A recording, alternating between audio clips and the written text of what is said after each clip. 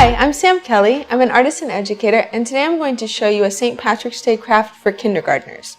You'll need a piece of green paper, you will need a pair of scissors, and you'll need a glue stick. The real point of this craft is to teach your students a really cool technique for cutting out circular shapes from paper. So the first thing that they'll need is a square. And to make that, of course, you just fold your paper over into a triangle, and then you've got to cut off that little tail. So we are already learning. This is something that some children have difficulty understanding, don't quite get the hang of it at first, and I find that there's often somebody at their table who's willing to jump in and demonstrate it to them. So they do pick up on this, just maybe not all at the same time. So once you've got your square, fold it in half once, and then fold it in half again. And again, this is a skill. This is not something we're born knowing how to do, so you might have to go over it several times with the kids and make sure that they understand to fold it evenly to get nice sharp lines.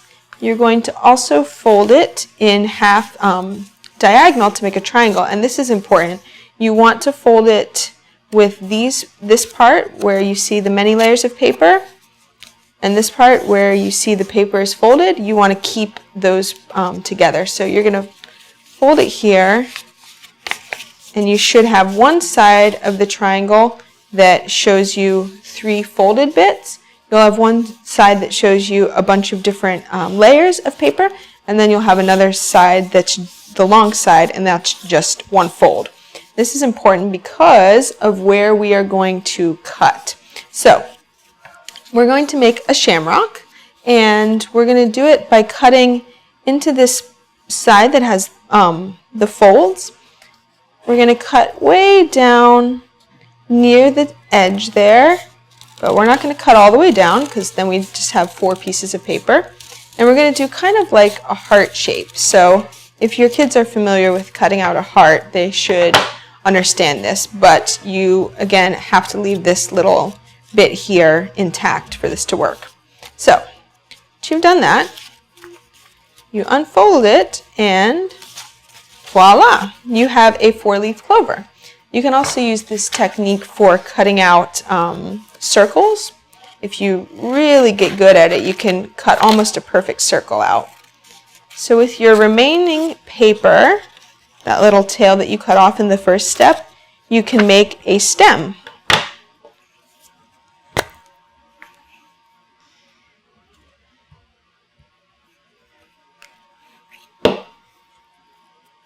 And glue that on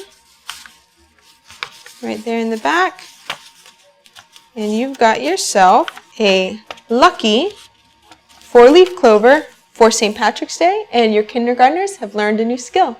I'm Sam Kelly. Thanks for joining me.